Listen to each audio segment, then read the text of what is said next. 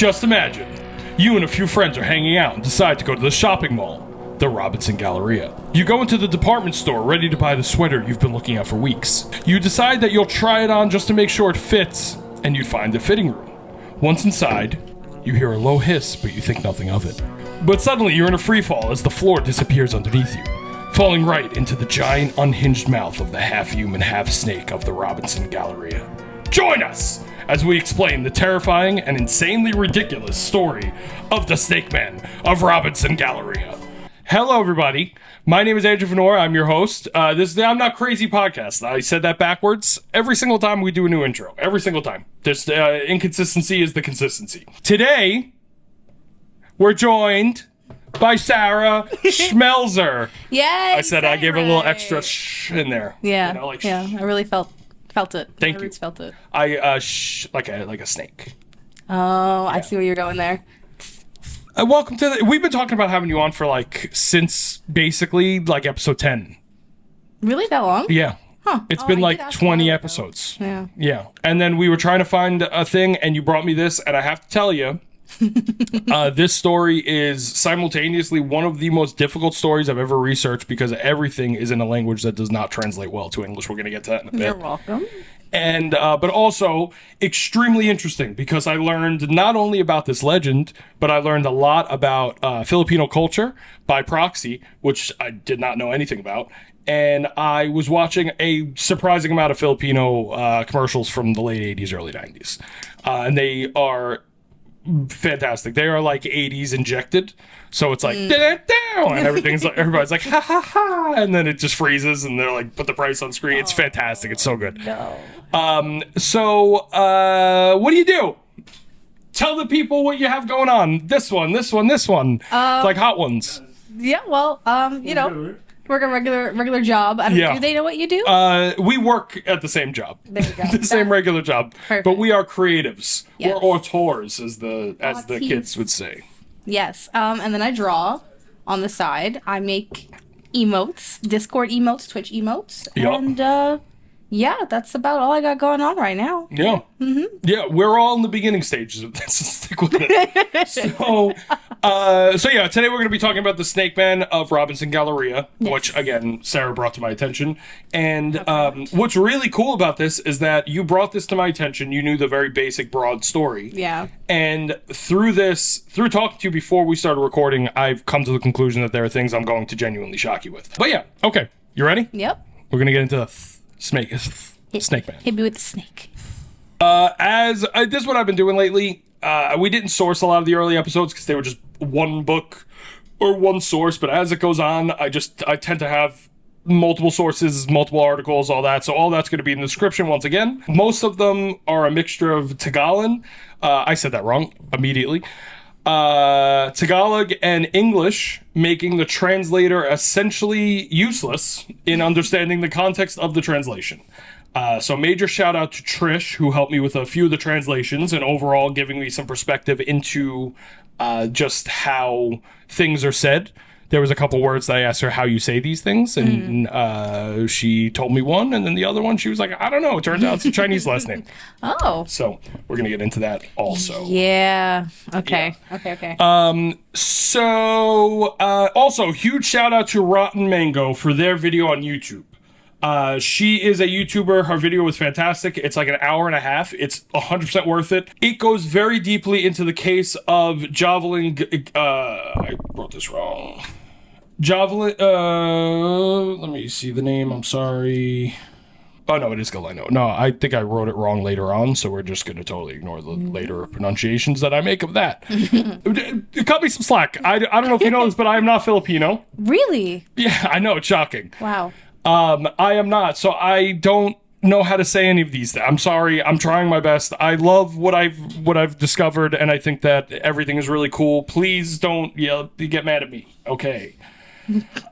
So now, Yes. we got all the semantics out of the way. I'm ready. We're gonna get into the creature. The snake man is often most described as a giant half-snake, half-human creature living underneath the Robinson Galleria, as we had said, which is the flagship mall of the billion-dollar Robinson's Mall Corporation. They own like 7 malls across the Philippines, and if you look at the top list, which I did, of top 15 biggest malls in the country, they are 6 of the 15. So it's a very large corporation. This mall was opened in 1990, January of 1990, so like ushered in the 90s, this mall, and was kind of, it's still to this day a cultural piece in Manila. It's very important to the city and just has been there for a really long time. It's kind of like the Mall of America for us. Okay. Yeah, this story is basically as if like Jennifer I'm not even gonna I'm jumping ahead of myself, getting excited. The Snake Man is said to be either the twin of Rabina Gogangwe, which we're going to get into in a little bit, with some believing it to just be a pet. Okay. So there's 2 versions of the story that I found. Basically making the Snake Man a demonic Pokemon, more or less. No.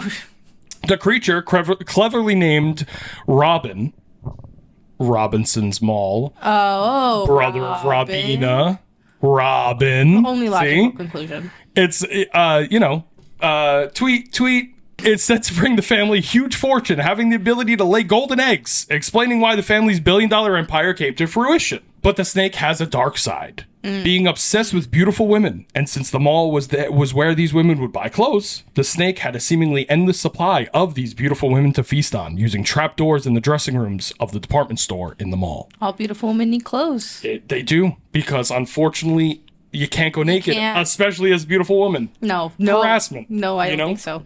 In the goddamn United States. We never have sexual assault here. People walk around naked all the time. Yeah, dude. People in New York, they'll never hurt you. Times Square. Yeah. Now, it is also extremely important to say up front, it really does seem, and this is weird to me. Okay. Most Filipino articles will refer to it as Snake Man, and I have the translation somewhere. It's called something.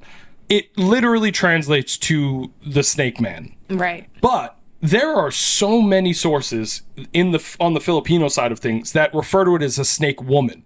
And what I found out is Snake Woman is like a totally different legend that not only is found in the Philippines, but it's also found in Japan and in the US. We have our own mall Snake Woman.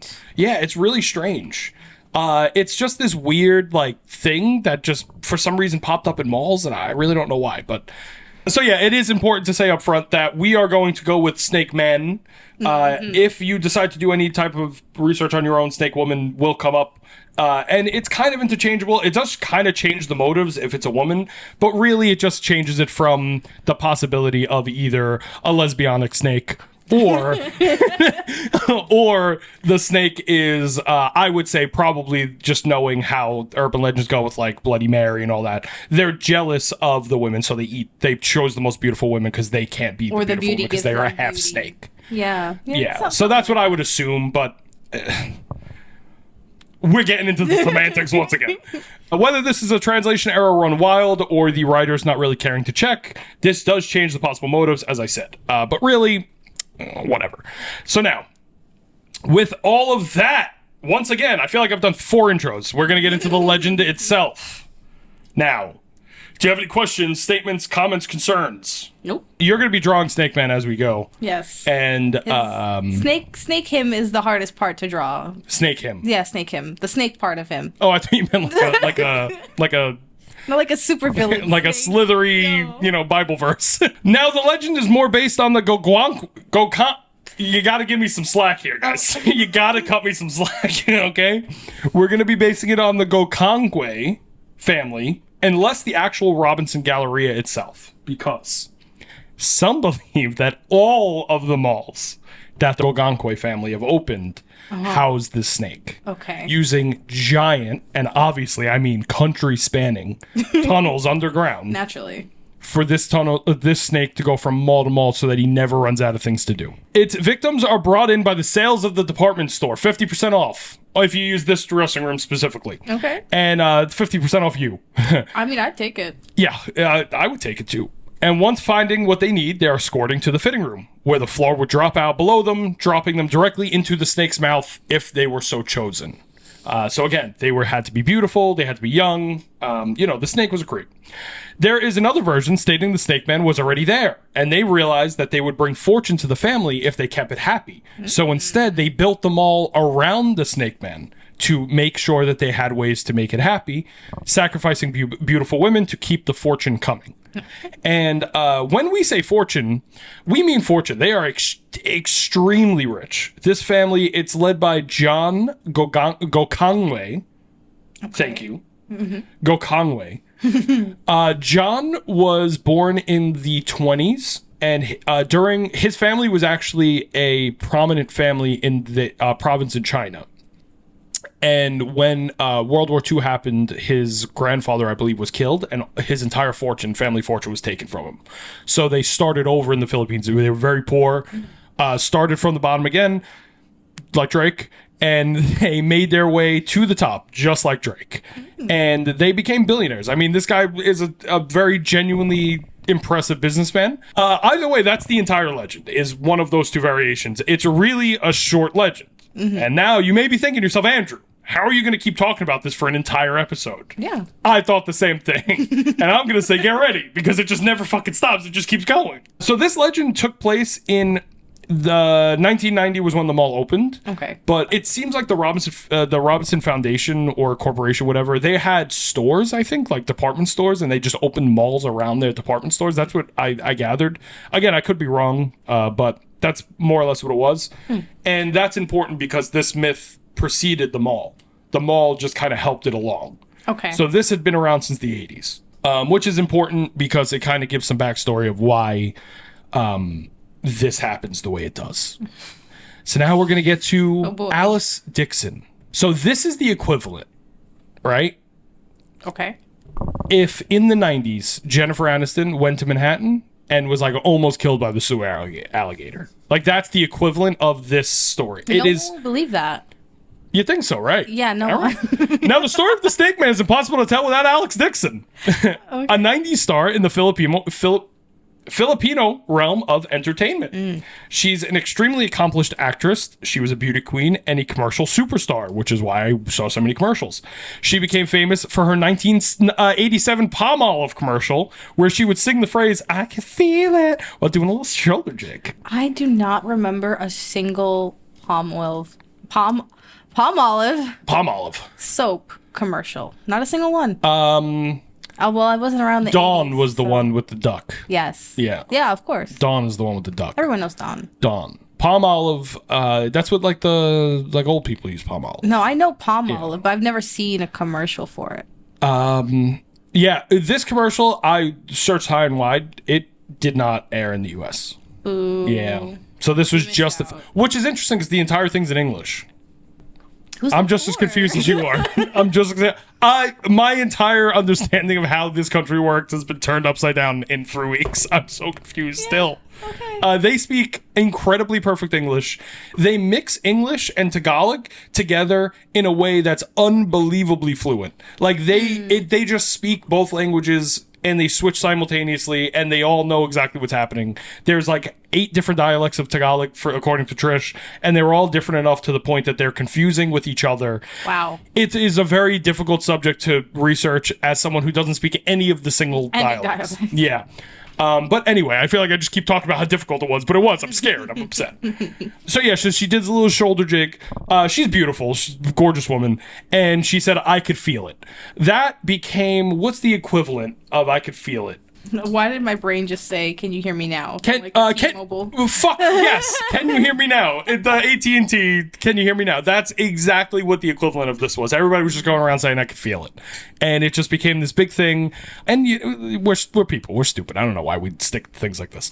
But yeah, she became a cultural phenomenon, and she helped to launch like Filipino representation across the world. From what I found, she didn't act in a lot of things overseas, but she just kind of appeared in things, or she would she did like commercials and stuff like that. And she lived in Canada for a really, really long time, so that also kind of helped with her becoming more westernized. Okay. Now you might be thinking, how is this actress, accomplished beauty queen, all this stuff associated with the Snake Man? Right. Well, not only is she associated, but some people look at her as the smoking gun for the Snake Man story, claiming that she is the one that got away. No one had ever escaped the Snake Man except Alice Dixon. Okay. So- but she was taken by this thing? Okay. You ready? All right, yeah. Hit me. The story goes that Alice Dixon... Alice? Alice Dixon. Why can't I say things? Alice Dixon had a movie shoot at the mall one night, the Robinson Galleria, where she was eventually directed into the fitting rooms to change. She was filming a movie. This is by her own admission, right? She was filming a movie. They needed her to change costume. She went into the dressing room to change costume. As you do. As you do. As you can expect, the Snake Man, who is the son of John Gokongwei, Jesus fucking Christ. I think you nailed it, though. I think you got Gokongwei. it. Gokongwei. Gokongwei. Yeah. Gokongwei. I think that's it. Yeah. In this version, it is the son of John Gokongwei. It's not the pet version. The pet version doesn't really come up at all. From this point on, it is the son of John Gokongwei. He chose the former beauty queen, dropping her to her doom within seconds. Alice then lands in what can only be described as a Teenage Mutant Ninja Turtles backdrop. That's exactly how they described it. Like a big, like, sewer, crazy shit. And instead of the Snake Man's mouth, she falls into just the floor. She just hits the floor. Okay. She's fine because apparently it's a slide type situation, so you don't just kind of like drop it's free not fall. like a straight drop. I don't fucking know. It changes depending on who you ask. It's an evil layer. It's just, there's so much to it. It's like an onion. So she catches her bearings. She gets up. She's like, oh shit, I'm just in a sewer. Catches her bearings and runs down a tunnel. And according to the story, she kind of blacks out. And when she comes to, she is in the lobby of the hotel room next to the Robinson Galleria, confused and scared. Filipino tabloids quickly pick up on the story, with it spreading across the Philippines within days. Like, they said the story was spreading by the minute. No exaggeration. Like, Well, she was an important person. she was, again, as if Jennifer Aniston got almost eaten by a sewer alligator in Manhattan while doing Yeah. a photo I shoot. think everyone would know when she went missing. It's pretty wild. Yeah. So they picked up on it. It spread across the Philippines quickly. It got so out of control that Alice was prompted to go on TV and talk about it, with the public believing she would use the time to reveal the truth. But when she would start to talk, the station interviewing her would lose connection to the public, and so did Alice. Without even attempting to explain further, Alice would move to Canada, allegedly 150 million pesos richer, thanks to Gokongwei hush money. Not the hush money. And then the legend would die down for a few decades. So, the story goes that she was almost killed by the Snake Man. She went on TV. The interview was cut off because she started talking. And then she mysteriously moved to Canada, which she did move to Canada shortly after this all happened, very quickly and kind of suddenly. And we will get into that later. But, you know, it is important to say that is real. Doesn't this remind you of the Chamber of Secrets? Yes. I don't know why. Just the whole thing, like, I No. feel like she fell into the Chamber of Secrets. Yeah. And Harry's like, oh, you can't do that. Oh, he's not from the South. No. Southern Harry appears down there. Yeah. Levioso. I can't do any accents. I don't know what that accent was.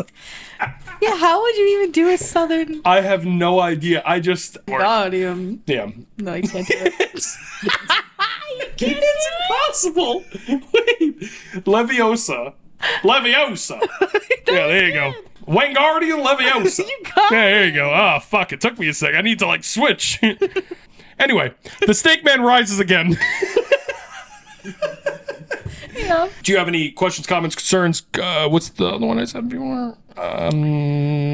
Carrots. No. I don't have carrots.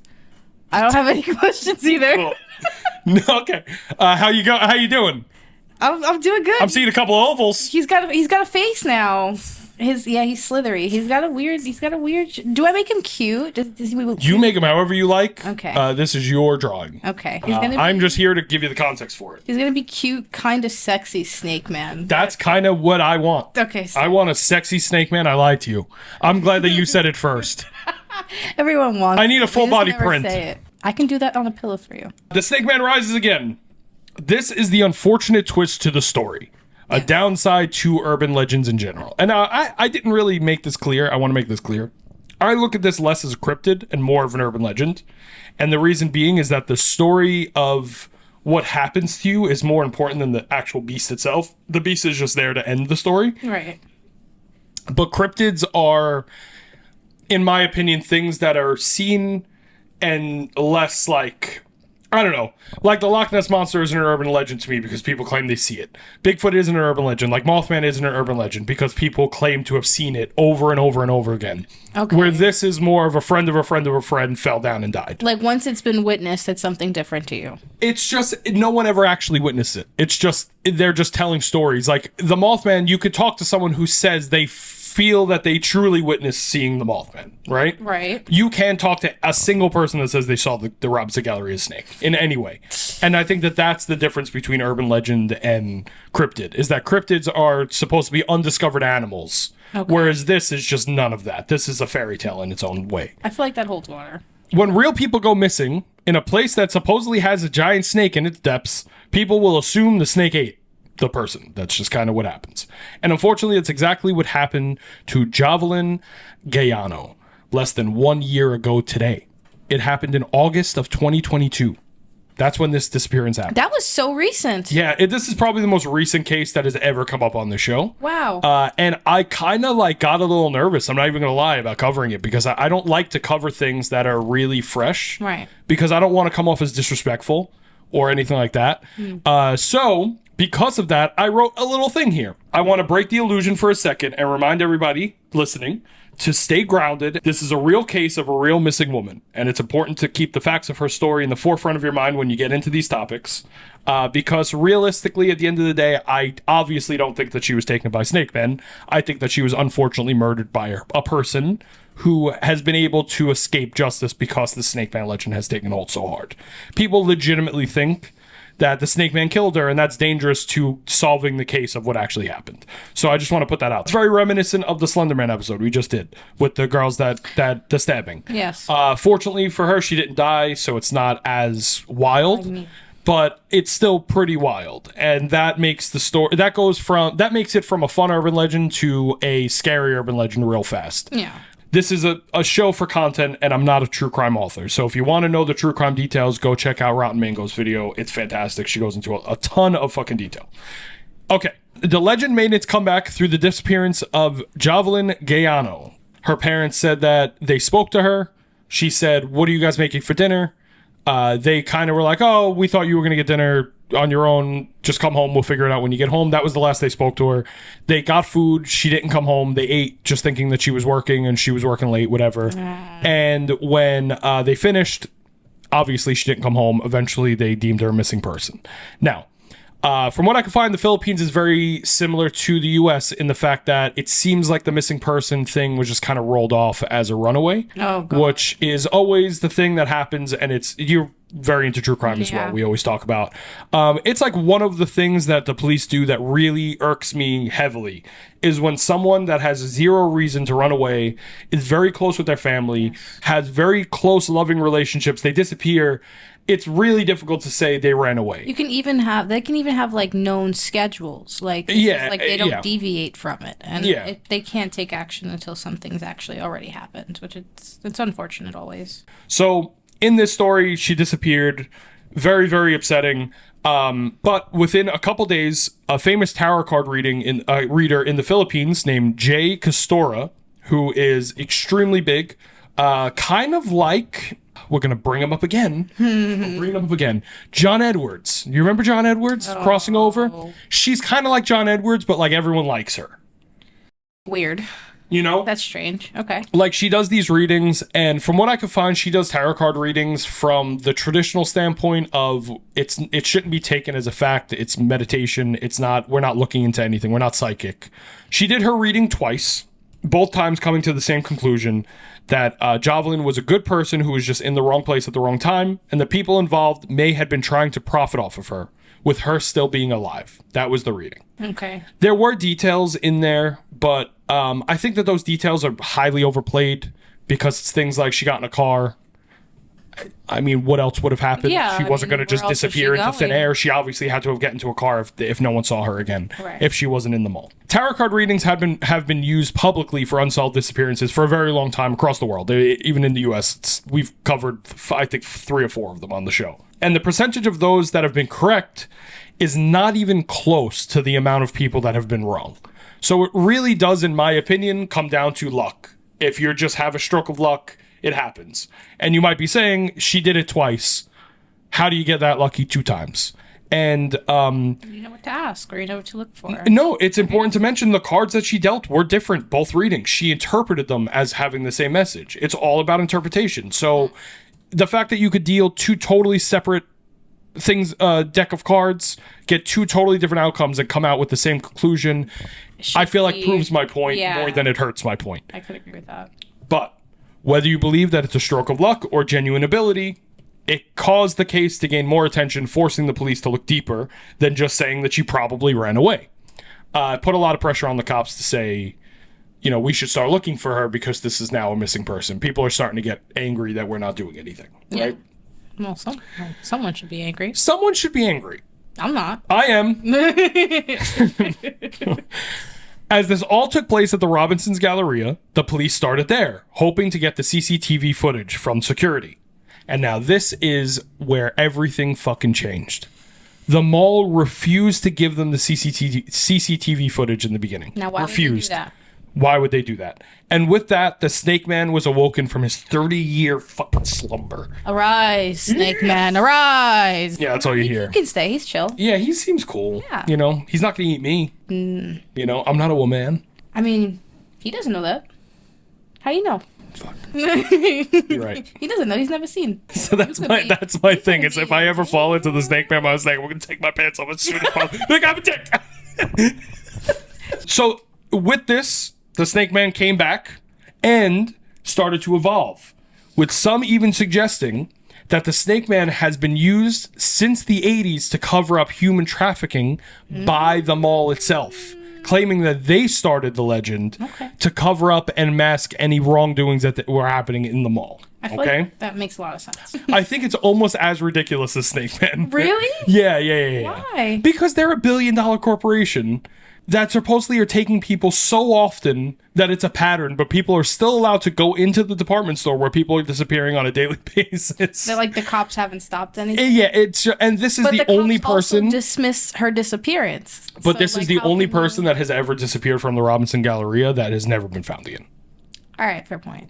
Okay, so now they refused to give the footage to the police. The police investigated, and they wind up finding that this is so fucking weird. I'm ready. 2 of her cousins ended up in the hospital because one of them accidentally stabbed himself. How do you stab yourself? Okay, so now this is after months, days.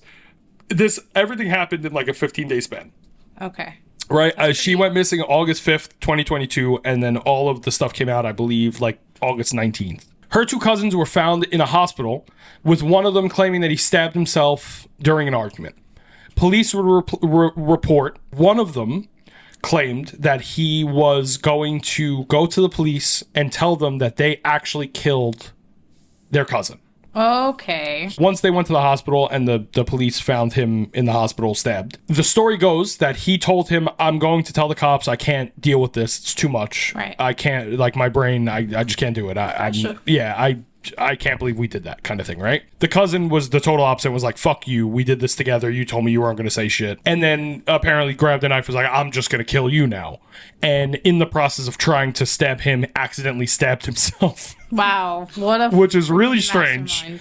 But most people like truly believe that the cops brought them in, they had an argument, he stabbed himself, but it had nothing to do with their cousin, and that Jocelyn had nothing to do with any of that stuff, and that they were framing these 2 guys to take the blame for her murder, right? Right. They had them in custody. Once the guy that got stabbed was good enough to be like interviewed and all that stuff, because he was kind of in rough shape for a while, the cops came in and interviewed him with like a news crew, and he broke down stating that he never did any of it, it's all a lie, and that he was being set up, and they tried to kill him to keep him quiet. Oh, wow. And the other cousin, who went on to point out where the bones were, they found her body, they found a bunch of her belongings, all of the details, kind of felt like the cops staged the the finding of the bones and all that stuff. And then the two of them actually ended up getting acquitted and did not get charged with the murder because there was nowhere near enough evidence to charge them. But the bones were tested? But the bones were tested. They are legitimately hers. Yeah, they got their version of the FBI involved. I think it's called the NBI. And they got, the National Bureau of Investigation. They got them involved, and they gave a much better explanation of why the bones seemed like they were almost clean when they found them. The wildlife in the area ate it clean. It's a human environment. Decays really fast. It just happens. It is what it is. Yeah. They tested it. They were her bones, so they have her body. They know where she is. Wow. What happened to her, they still don't know. But a lot of people, it's kind of split. It's either they framed these two guys or these two guys got away with murder. I don't know enough about it to say either way. Like I said, that's not why we're here. But I just feel like it's important to the story to say, like, this is where the confusion comes from, is the fact that there's so many layers to it. And the police fucked this up so royally. Yeah. The only thing that I could compare it to is JonBenet Ramsey. That's the only case that I could compare it to.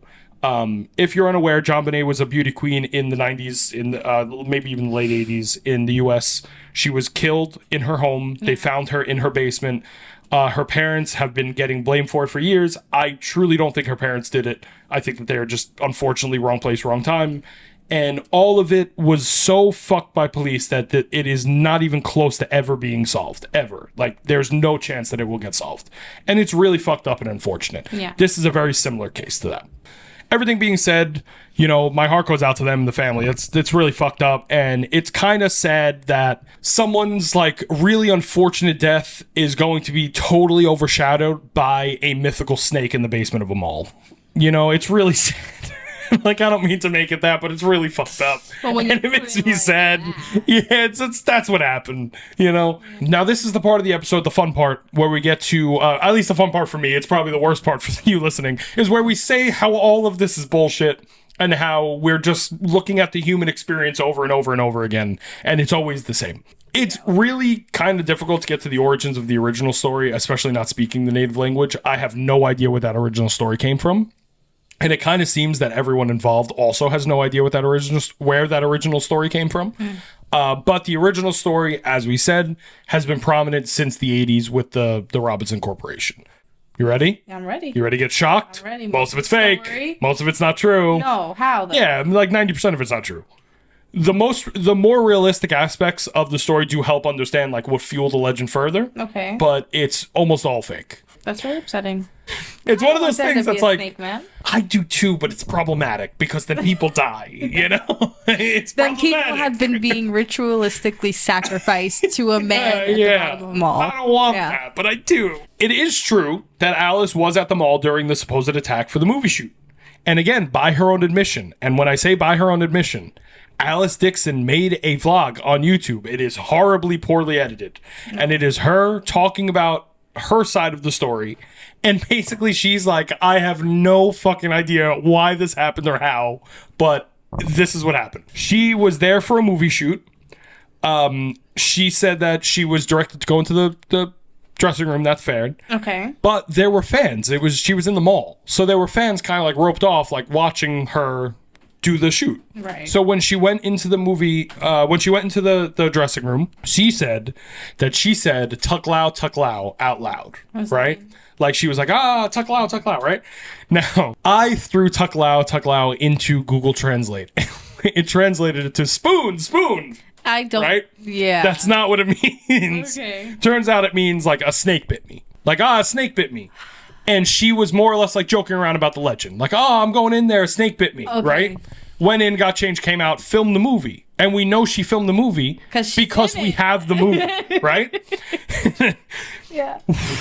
Wow. And we know that they didn't film there after because we have the movie. Right. So we know that had to be the last time that she was there filming, right? Okay. She says that she has been in that mall maybe 5 times in her life. Okay. She says she was just being young, funny. She was just a kid. She just thought it was funny.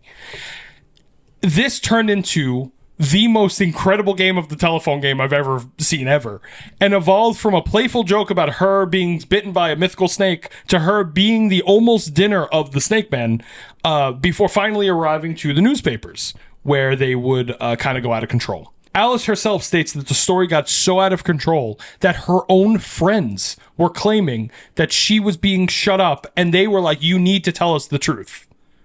Can you imagine? No. Like, I can't. And then everybody's like, well, why would she move to Canada? That's probably why she moved to fucking Canada. From all of you guys. You know? And there is also she did move to Canada, and she did meet with the Robinson higher-ups. But it was all coincidental. It all happened within a short period of time. But she met with them. They were basically like, hey, did you have anything to do with this? She said no, and they were like, all right, cool, we just wanted to make sure. That was the only thing that she met with them for. It was just a PR thing, okay, which makes sense. And then she did move to Canada very much after that, but there is an entire article that I translated that goes into the entire background of why she moved to Canada, and it truly does come down to she was young, she was heartbroken, just broke up with someone, and didn't want to be in the country anymore. She didn't want to be in the public eye because everybody thought she was getting attacked by snakes, and she just broke up with her boyfriend, and she was like, I just need to get the fuck out of here. And as for her supposed interview, which was the thing that you were most interested in, right? Yes. Sorry, it never happened. That interview is totally fake. How do you lose connection for an interview that is neither live or in front of a live audience? That was my question. I didn't know it wasn't live though. I thought it was live. The story goes that they were trying to get her to do a live one, and then she left Canada. But that's just completely false. By her own admission, she said I've never talked about this publicly because I was told not to, because why would we? There's nothing of substance. Because exactly. What am I going to say? I didn't get attacked by a giant mythical snake. Yeah, that'd be nice. It's wild. But yeah, go watch her poorly edited YouTube video. It has captions. You can watch it. You can read it. It's good. Do it on double speed. It's very slow. No. The captions are very slow. And as for Javelin Gaiano, I spelled her. That's where it's spelled wrong. Okay. So as we said, her body was found. And though the circumstances of her murder are highly debated, the Robinson Galleria still takes the brunt of the blame. And most of it comes down to the fact that they wouldn't give the CCTV footage. And I really do kind of believe that they are probably not running legal businesses. The family has like really strong ties to the Chinese government. They may be doing things that they shouldn't be doing, and they didn't want to hand them over because it would open up way more of a problem for them than if they just give them the CCTV footage. It's probably easier to have people believe in a Snake Man legend than to have money laundering be on your name, you know? And like, this is all speculation. I don't know anything for a fact, but this is just what I found from my research. It seems that the distrust for the rich is real, and there's a reason why people distrust the rich in the Philippines and even in the US. We'll get to that in a minute. But just as most high-profile cases tend to do around the world, the police couldn't handle the pressure of the public, and totally failed the Gaiano family in the process. It was not a snake man. It was a person who was able to live free now due to the confusion and incompetence of the head of police, and not by a giant snake monster. I can't believe that just the amount of people that say Alice Dixon's wrong in her own comments. Every comment's like, you're lying. It's incredible. She comes out after all that time and is like, hey, listen. Yeah. Didn't happen. Yeah. And people were like, no, you're fucking lying. And they're like, we can see it in your eyes. Like, the comments are like, I could tell by the way you blinked that you're lying. And it's like, all right. Everyone's a body analyst. A body The internet language is the same everywhere. Yeah. It's the same everywhere. We are the same everywhere. Damn. You know? It's just a different lens, same book. That's pretty unfortunate. You know? Even though books don't use lenses. He has his tail. Straight up tip. Can you take a screenshot of that? So, why? Why would you? That's the name of this section. Why? The true origins of the story are totally shrouded in mystery, as Alex Dixon referenced the legend leading up to her involvement. It was already known by this time and seemed to have developed for a few reasons. Some believe it to be the lies from a rival mall owner. And this is just as fabricated as the Snake Man. No. Yeah, of course that wouldn't work. I'm not gonna lie though, that out of all the theories that there are, that was the one I think I was rooting for the most. Yeah, it's the most realistic, 100%. Alex Dixon actually believes that it spread through a school project, because there was a project in one of the big schools in Manila where they had to basically take a story and spread it as far as they could to see if to basically show how misinformation spreads, and accidentally spread misinformation. Wow, and it worked so well. Yeah, apparently they used the story and made it bigger than what it was, and that's kind of what started it. There's so many theories by so many people, including Alice herself, that we will never know the reason. But I really think that it's a combination of all those things plus these two very specific things here. Like most urban legends, we could find the truth in the fears of the humans involved. And in this case, that is snakes. One of the fears is snakes. Now, in the Philippines, snakes are both revered for their ability to bring luck and fortune, while being feared for the fact that the Philippines has some of the largest man-eating snakes in Asia, including the reticulated python, which could grow to be 25 to 30 feet long. I'm sorry? Yeah, it could swallow like my cousin Matthew be gone. He'd swallow him in no time. Yeah, no. It is incredible. That's just like kids are like a snack. Oh, thing. terrifying. And I'm only saying Matthew because he is so fit and small, compact. And we wouldn't save him. It doesn't matter. No, he'd be dead. He'd be fucking dead, and it's really unfortunate. And they have swallowed people whole. That's not a legend. That is 100% true. People have been swallowed whole by the snakes. This is something that, like, it comes into the village and everyone's like, oh, shit. Yeah, basically. And it's the old meeting the new. It's the fear of snakes being century old, and that generation is still around in the city, and that fear of snakes gets transferred even though the city has qualmed that fear, you know? Warranted, though? It's pretty warranted, yeah. These snakes are fucked up. Like, I looked up what are the most venomous snakes in the Philippines, and there's so many of them that when you vacation there, they just tell you just if you see a snake, just run away. It doesn't matter how big or small it is. Wow. Yeah, which is really scary. Yeah, that's not what you want to hear when you first, get off the plane. Yeah. Like, yeah. All right, if you see a snake, fucking run. Hey, we got it? All right, cool. Enjoy your vacation. And then also, the concept of snake twins is very common in the Philippines. This I know. Yeah, and this also, really fucking funny. There was a movie that came out around the same time as Alice Dixon and the legend started again about snake twins, which could also have helped perpetuate and bring this to the public. But the idea is that ancestors will sometimes come back as a snake and share the room with the child, giving the child supernatural protection and bringing the family once again fortune. Okay. This is exactly what is said to have happened with Rabina, but with the twist being the creature continued to demand payment for the fortune. It kind of leads into the urban legend part and less of the cultural significance part. Mm-hmm. The Filipino culture has a lot of reference for snakes in the past. They had like ancient, I guess, religions of the time had snakes as gods and stuff like that. The same way that most places had the most dangerous animal that in their area as the god, because that seemed to be the one that was taking them the most.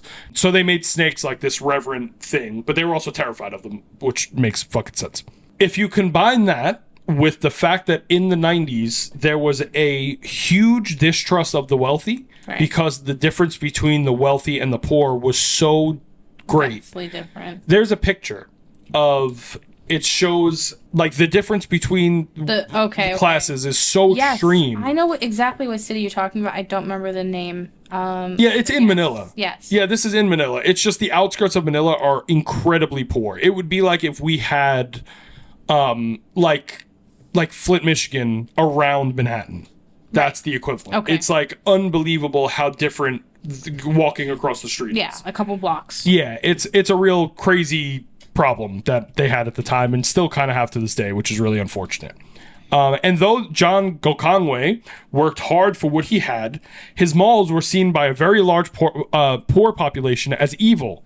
His family wasn't trusted and was assumed to have sold the souls of young women to help fund the empire. And now one of my favorite parts about the urban legends and legends in general is the commonalities that we see throughout the world. The distrust of the rich and powerful mixed with the supernatural is one of the most common human fears ever. We have kings who claim they're gods and use that to scare people into believing that they are gods. Okay. This has been the number one way to control people since the beginning of time. Still happening in some. Still to this day. Mm-hmm. And then we have all the way up to the modern Illuminati in this country, where we believe that there's this group of wealthy people that run the world. And even though there is no evidence of any of these things happening, there are surprising numbers of people that truly believe that Beyonce was on Ellen's show talking about how she put the blood of babies on her face. Which that is 100% true. No, but it doesn't matter because it's the same thing. It's just like religion, there's just a certain line that people consider inhumane or unhuman to cross. And I think that's just one of them. And I think that this kind of falls into that, where it's just whatever really happened, no one wants to think about. Like, no one Or they don't even care. Yeah. It's just they have to be doing this because they're evil. So and they could be evil and not be doing supernatural things. I think that's the thing that needs to be come on. understood. Yeah. Like, you could be evil and not have a creature under your malls. You could just be a bad person. No, you have to be a supervillain, Andrew. Yeah. I mean, Hitler... Uh-huh. Well, that was quick. Yeah. Hitler is probably the biggest supervillain of the modern age, and there is zero supernatural ability put to him because we don't need to, because he did unspeakable horrors, and that, again, should prove the point that we don't need to assign these people with these crazy powers and these crazy beasts, because they'll just do it themselves if you give them enough time and power. They're scary enough on their own. Yeah.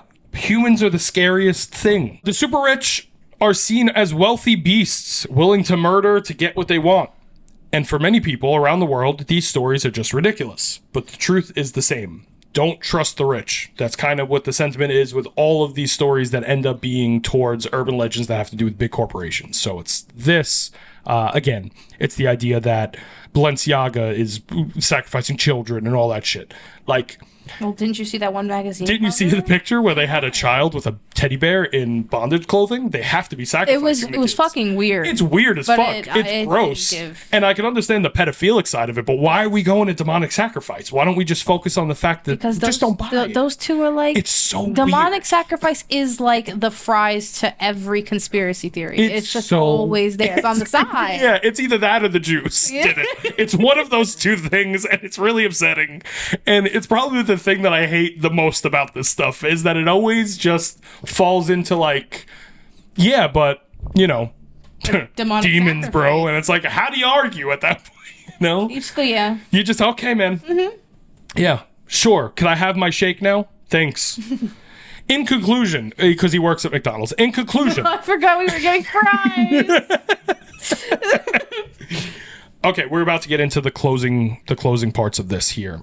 And I do have some stuff after to bring up. Yeah. Which will kind of come from here, but do you have any inputs? No, I just think it's wild that, you know, like something as large scale as like, you know, an interview or, you know, someone going missing can be so easily written over with something as silly. Yeah. As a snake man. You know what it's really reminds me of? What? The munchkin hanging in the background of The Wizard of Oz. How people still to this day will be like, no, that's a munchkin hanging. But they're like, it's not. It's just a prop. It's a prop hanging that looks like a person because there's no light on it. Okay. See, I've never even heard that one. It's just one of those things that's been around forever. And it's like, they did a lot of fucked up things during the shoot of The Wizard of Oz. Like, and that was not one of them. And we know all of it. We know every detail of it. Yeah. They made, what's her name? Julie Garland lived off of coffee and cigarettes. Yes. They gave her like meth during the day to stay up, and they gave her barbiturates at night to put her to sleep. And we know every detail of that. Why would we not know someone killed themselves on set? It's just like the duality of those two things. Again, it's just we have to take a step back sometimes and look at the big picture here instead of a little frame of it. Well, in that big picture in there, right, in the background is this little hanging thing, and it looks like a munchkin. And and he killed himself. So yeah, and the fucking Tin Man got like cancer from the aluminum paint and shit. Did he? Like they all were fucked up. The snow at the end is asbestos. They were just covered in asbestos. You're lying, right? I swear, this movie is so fucked up. The fact that there are so many of these things that we know for a fact that they're still like, they're hiding that munchkin. It's like, none of the little people died. None of the... God damn it. No munchkins were harmed in the making of this video. I love these stories, but I hate what they do to people. Well... Because it is a little unbelievable. It's just life is boring sometimes. I think sprucing it up is easier than believing. I think there are easier ways to spruce up your life than being a snake man. Yeah, get a hobby. You know, buy a fucking bike. I guarantee you're not going to be thinking of Snake Man too much after you're out in the outdoors. Get out of here.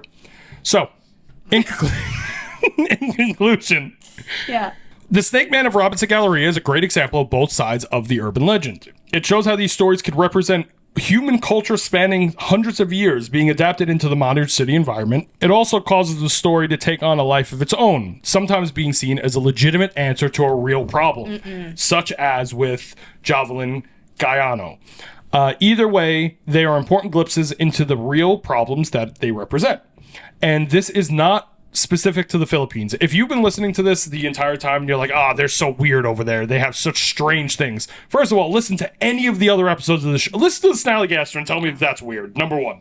Number two, we have, in the US, the Denver International Airport, which has been thought to be the center of government conspiracy for like 25 years. And it's gotten so out of control that the airport has been putting up ads for the airport that show that they are a cult in the airport. I want you to know that's one of the only topics that I hear, and like genuinely my blood boils. The Denver airport thing is interesting. Like, there's a horse statue. It's really creepy. It's really fucking cool. Yes. And the head of the horse statue fell off while they were doing it and killed the artist. That's 100% true. So they're saying it's cursed. Blah, blah, blah. It's cursed. I mean, come on. The Robinson Galleria is extremely similar, as they have started putting advertisements out with Alice Dixon in them, making fun of the Snake Man legend. And though the story is obviously fiction, it still lives on today, keeping the Snake Man alive in the hearts of generations of Filipino people.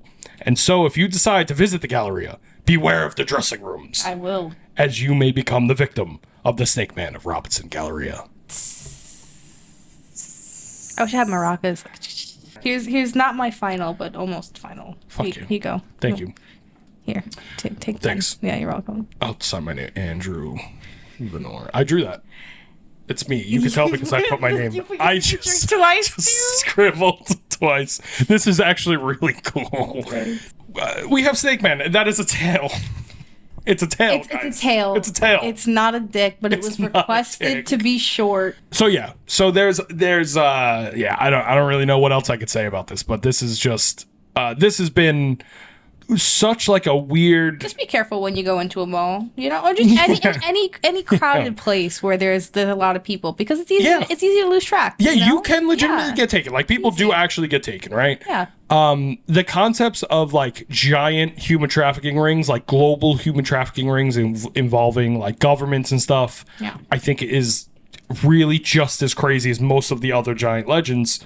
Only because you don't need to blow it up that big. There are small groups of people that are willing to take people. You don't need all the extra fluff. There are people that'll just do it because they want to, not because they're part of the Illuminati. And I think that that's the part that we need to focus on, and less of, the goo of the fucking sandwich. But yeah, that's the story of the Snake Man of Robinson Galleria. It's, again, this was really fucking fun. It was dumb and really sad and interesting. And we covered all of the missing girls, right? Yeah, there's no other real ones. All the other ones are all fabricated. It's all just a friend of a friend of a friend type thing. Yeah. This is the only one that has ever been truly, and not even attributed to Snake Man, just the only person to ever actually go missing from that mall. Like, directly from the mall itself. And just to clear up the record, they did eventually give him the CCTV footage, which the cops used to lie to everyone and say that they had footage of her getting in a van with someone. Okay. And they coerced the family into saying that it was her. And then the family came out after and was like, yeah, they kind of forced us to say that was her. That wasn't her. I don't believe it was her. And then the cops came out and were like, yeah, maybe it wasn't. Wow. So, yeah, I'm telling you, go watch Rotten Mango's video. The details of the case are just, you're gonna get frustrated. Just beware. But yeah, so that's it. Yay! That's that. Thank you so much. Yay. It's been so much fun. It was great. Yay! Thank you guys. Thank you. Turn it to a snake. Coil around that like button. Squeeze it until it's fucking dead. Swallow it whole. Go and take it fully fucking down. Make sure you subscribe as well. Yeah. If you're listening to it, make sure you please, for the love of God, if you're listening on a podcast app, get off of the app right now. Go rate and review the show, especially if you've listened to it before. It is the biggest help that we have. Anytime I get ratings in any type of wave, I see numbers of views go up. Please, like, it's really, really big. If you're watching it and you're not listening, make sure you like the video, subscribe to the channel. It's really, again, what the fuck else can you do to support? I have no other ways to support me as of now, but we may have some merchandise coming soon. I'm working on some stuff. But that's maybe in the future. We'll see if we can get it down. I want to make sure that it's good before we do it. I'm not crazy podcast, I think, on TikTok. Yeah, you follow that. I've been putting some stuff up there. And that is it. I know it's a lot of things, but it's fucking 2023, so everyone needs to do this if you want to get anywhere, okay? I don't like doing it, I wish I could just fucking do this part of it. Thank you so much for joining me for this episode. Sarah. Yes. This camera. Tell the people what you got going on. I did it right that time. Fuck yeah. I got a Snakeman going on, which Hell yeah. you guys, I think, will get to see at the end. Thank you, guys. And if you go into a mall, worry about the sales and less about the snakes. Yes. Have a good one. Have a good night. Good night, everybody. Good night, everybody. That's Sarah Schmelzer.